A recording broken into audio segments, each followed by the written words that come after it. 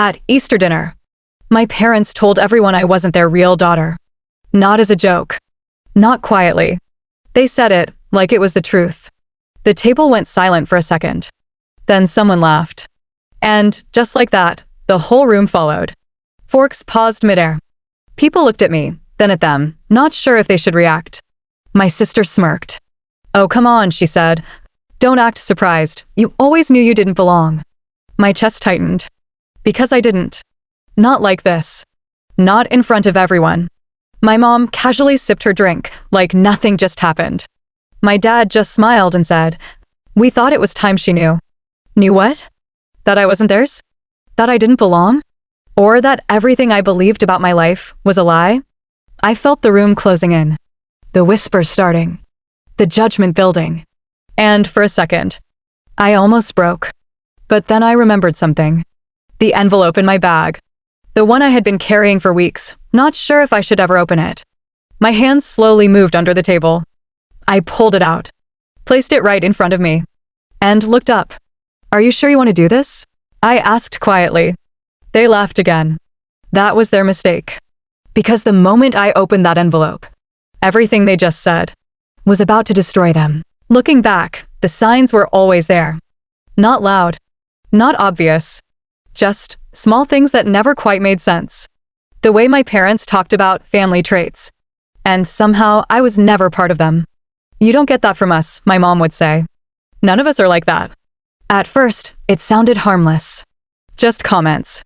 But over time, they started to feel different. Like I was being quietly separated, without anyone saying it directly. Family photos were another thing. There were plenty of them. Birthdays, holidays, vacations. But when I looked closer, it felt like I was added in, not included. Like I was present, but not really part of the moment. Even the stories felt off. When relatives talked about when we were little, I never had anything to add. Because somehow, I wasn't there. Or at least, not in the way they were. And then there were the arguments. Whenever something went wrong, it came back to me. Not because I caused it, but because I was the easiest to blame. "You've always been difficult. You don't fit in. You've never been like us." That line stayed with me the most. "You've never been like us." At first, I thought it meant personality. That I was just different. But the older I got, the more it felt like something deeper. Something they weren't saying out loud. Something they didn't want me to ask about. So I stopped asking. Stopped questioning. Because every time I got close, they shut it down.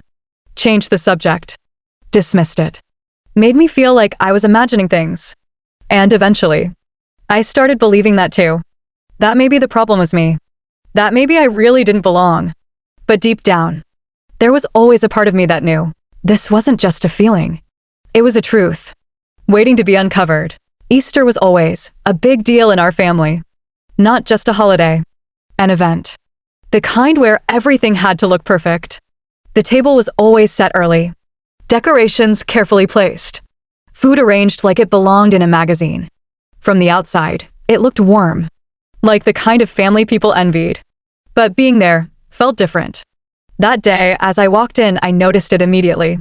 The energy. Something was off. My mom greeted everyone with her usual bright smile. But it felt forced. My dad was quieter than usual, watching everything closely. And my sister? She kept glancing at me, like she knew something I didn't. I tried to ignore it. Told myself I was overthinking again. Because that's what I always did. Doubted myself before questioning them. I took my seat at the table. Same place as always. But it didn't feel the same. Conversations started normally. Small talk. Laughter. Stories from the past. But every now and then, I'd catch it. A pause. A look. A shift in tone whenever I spoke. Like the room adjusted around me. And then I noticed something else. My mom kept looking at my dad. My dad would nod slightly. Like they were waiting for something. Or planning something. My stomach tightened. Because that feeling came back. That same quiet voice in my head. Something isn't right. I reached down, slowly, and touched my bag. The envelope was still there. Sealed. Untouched. I had found it weeks ago. Hidden in a place it shouldn't have been. I wasn't even supposed to see it. And ever since then, I carried it with me, not because I understood it, but because I felt like one day I would need it. I just didn't expect that day to be today. Back at the table, the conversation suddenly shifted. The laughter faded. All eyes turned toward my mom. She smiled, set her glass down slowly, and said, "Well, since everyone's here." That's when I knew whatever was about to happen wasn't going to be small. My mom smiled. Not a normal smile.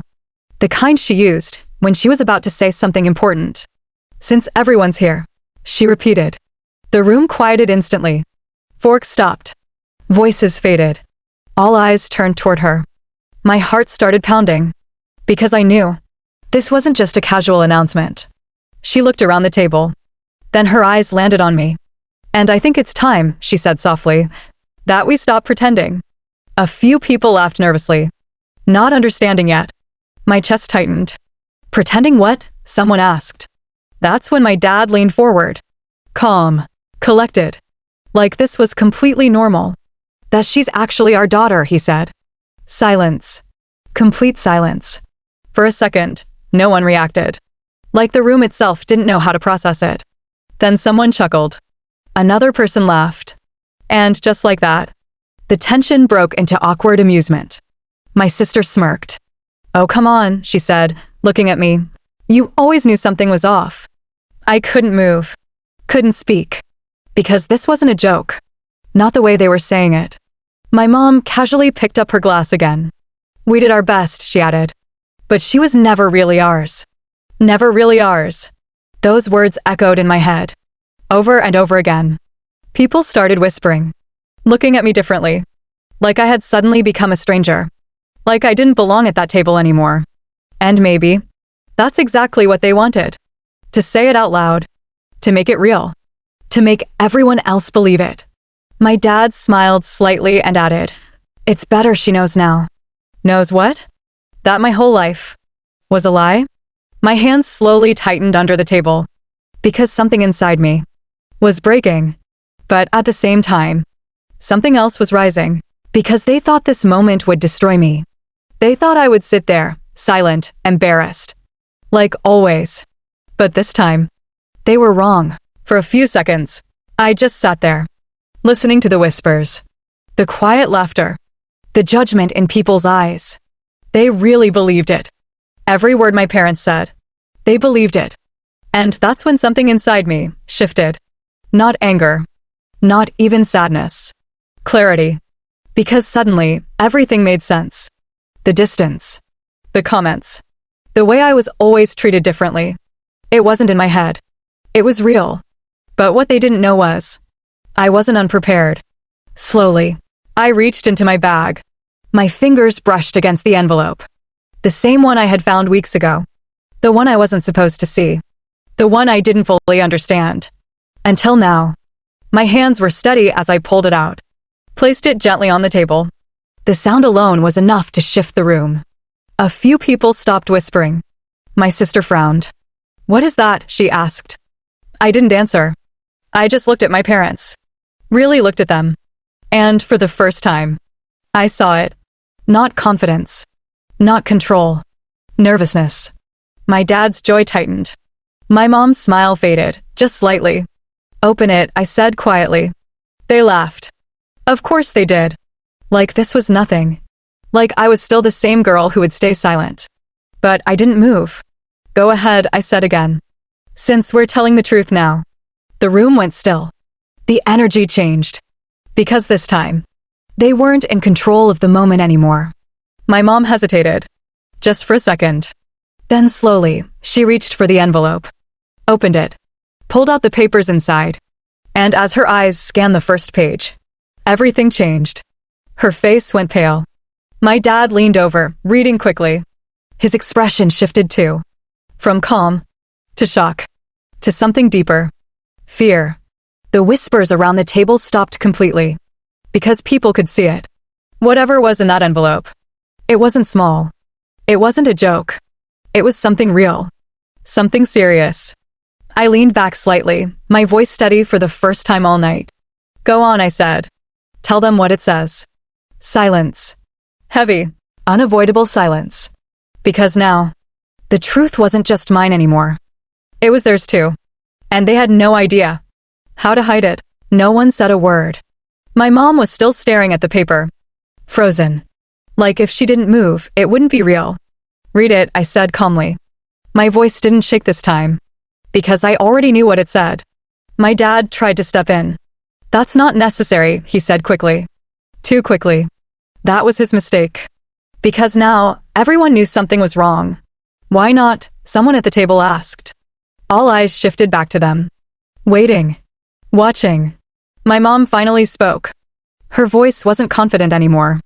It was thin. Unsteady. It's just old documents, she said. I almost smiled. Then read it, I replied. Silence again. Because she couldn't. Not without exposing everything. So I did it for her. It's an official DNA report, I said. A ripple went through the room. People leaned in. Confused. Curious. And according to that report, I continued slowly. I am your daughter. My dad's head snapped toward me. That's not, he started. But I didn't stop. Biologically. Legally. Completely. The room went still. No whispers this time. Just silence. Because everything they said had just collapsed. My mom shook her head slightly. This doesn't prove anything, she said, trying to recover. But her voice gave her away. Because she knew. They both knew. It proves everything, I said. And then I added the part they weren't ready for. There's more. I reached forward, pulled out this second paper. The one they hoped I would never see. A hospital record, I said. From the day I was born. My sister's smirk disappeared. My dad didn't move. My mom closed her eyes for a second. Because now, there was no way out. You didn't take me in, I said quietly. You didn't raise someone else's child. I looked directly at them. You lied. The word hit harder than anything else. You lied to everyone here. The silence became heavier. Unavoidable. Because now, the story had flipped. Completely. The disgrace they created was never real. But their lie? That was. The silence was unbearable. No one moved. No one spoke. Because for the first time, my parents didn't have control over the room. I stood there, holding the papers. Not shaking. Not backing down. Just steady. My dad was the first to react. This is being taken out of context, he said quickly. But his voice didn't carry the same confidence anymore. Not like before. What context? I asked. Calm. Direct. The kind of calm that makes people uncomfortable. My mom tried to step in. We didn't mean it like that, she said. I looked at her. Really looked at her. Then how did you mean it? I asked. No answer. Because there wasn't one. The room shifted. People were watching now. Not me. Them. The same people who laughed earlier. Now looked confused. Uncertain. My sister finally spoke. This is ridiculous, she said, trying to regain control. You're making a scene. I let out a quiet breath. A scene? I repeated. They just told everyone I wasn't their daughter. I paused. And I'm the one making a scene? That hit. You could feel it. Because suddenly, it didn't sound like drama. It sounded like truth. My dad stepped forward. Lowered his voice. Put the papers away, he said. We'll talk about this later. Later. That word again. The word they always used. To avoid the truth. To delay it. To bury it. No, I said firmly. Not later. Because this time, there was no hiding it. I held up the papers again. You told them I didn't belong, I said. My voice didn't break. You made me feel like I didn't belong, my whole life. A pause. Heavy. Real. And now you want this to stay private? No response. Because they couldn't deny it. Not anymore. You don't get to control this, I said quietly. And that's when it happened. The shift. Not loud. Not dramatic. But real. The room stopped seeing me as the problem. And started seeing them. As the truth. I spent my whole life trying to belong. Trying to be enough for people who already decided I wasn't. But the truth? I was never the problem. I was just the version of me they couldn't control. So they rewrote the story. Changed the narrative. Turned me into something I was never meant to be. But lies don't last forever. And the moment the truth came out, everything changed. Not because I fought harder. Not because I proved them wrong. But because I finally stopped believing them. I didn't lose my family that day. I lost the illusion of one. And honestly, that was the most freeing thing that ever happened to me.